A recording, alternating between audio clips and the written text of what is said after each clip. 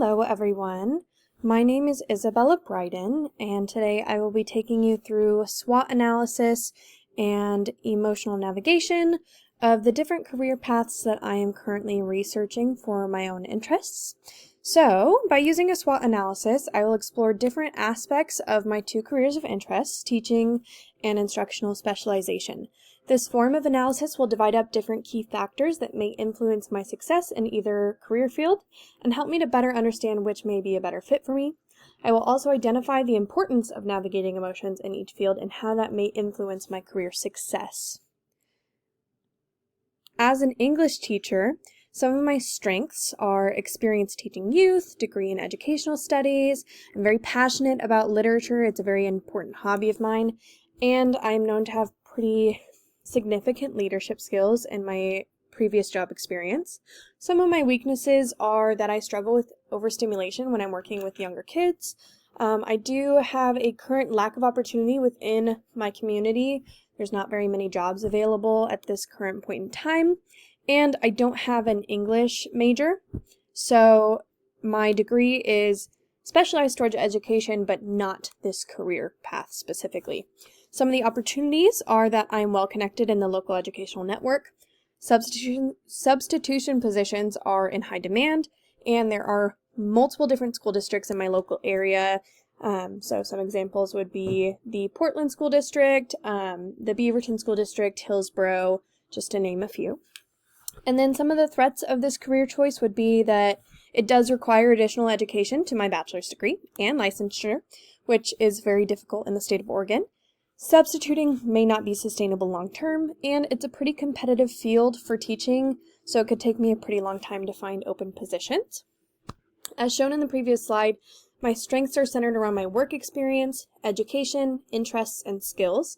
I have years of experience working with children one-on-one, and I've recently gained valuable experience teaching students in a classroom setting over the summer.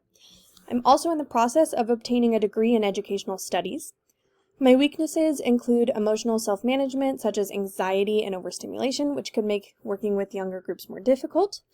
There are also fewer opportunities within my community, as I mentioned before, and other candidates for this role may have more focused education, making them a better choice.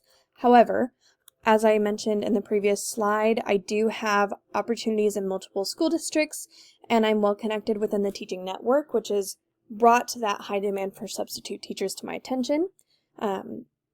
However, again, that does lead us to the threat of unsustainability for the long term in substitution, and teaching does require specific licensure depending on which state you're in, which I live in Oregon, so it does get a little bit harder to get that license here in the state of Oregon, and I have not yet obtained that. It would take me another year of school, and it's a very competitive teaching area. Some teachers have informed me that it took them up to 10 years to lock down a position in English language arts specifically.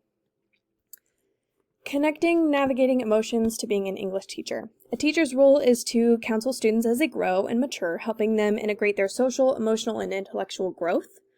To guide impressionable youth in this way, you must be able to counsel yourself in your own social, emotional, and intellectual growth first. It has been proven that a teacher's perceived emotions have significant influence over their students' behavior, motivation, and performance. Understanding this fact means that if you're taking on this role, you must also take responsibility for how your self-management and navigation of emotions may impact the development of youth in your classroom. Moving on to my second career choice is an instructional specialist. Some of my strengths include expression of creativity, innovative problem solving, organizational skills, and good structure, motivating and teaching others. Some weaknesses is I don't have a specific career goal in this field. There's less work experience for me personally in this field, and there is less opportunity to work in teams, and I'm a very team-oriented person. Some opportunities, however, is that it has a wide variety of career types, which means room for growth or transition to different positions within this career field. And you can also work in these positions in different types of careers, such as business or science, math, teaching, curriculum development, and we'll go further into that in the next slide. Some of the threats of this position is other candidates may have a more focused degree in this area, and it may require additional education based on the instructional focus. So, the field of instructional specialization requires strong organizational skills and creativity, which are two of my personal strengths. Some of my other strengths in this area are motivating others, which is useful when encouraging teaching staff to continue their learning and application to new instruction, and innovative problem solving, which may be necessary when leading others in areas you are not teaching yourself but preparing materials for. Some of my weaknesses in this area include my lack of experience and current career goals in this field, and that there are less opportunities to work in teams, whereas I am a team-oriented person. The opportunities as an instructional specialist include a wider variety of career types, which leads to room for growth and transition throughout my career, and the opportunity to explore more similar jobs in various fields focusing on learning and development of businesses and organizations. Some threats I may face in this career would be candidates with more focused degrees or certifications in this area, and some positions may require additional training or education. Connecting and navigating emotions to being an instructional specialist. Although the role of an instructional specialist does not require interaction with developing youth, navigating emotions still plays an important role in the workplace. As we age into the working class, we are taught that professionalism is a valuable asset in the workplace, and members who conform to social norms are rewarded with respect, pride, and non-conformance creates shame. There is validity to regulating emotions to maintain professionalism, but this does not mean suppressing our emotions. They can be used as a guide as an instructional specialist to empathize with and problem solve for the individuals that you are leading. Some responsibilities of this career field include teaching observations, promoting welfare of learners, and educating teaching staff about implementation of course curriculum. This may require some knowledge of how to navigate behavioral outbursts. You can guide teachers on how to navigate students' emotions, or identify when curriculum needs to be adjusted based on students' receptions during observations. Emotional intelligence and the way that we navigate our emotions as professionals is important in every single role.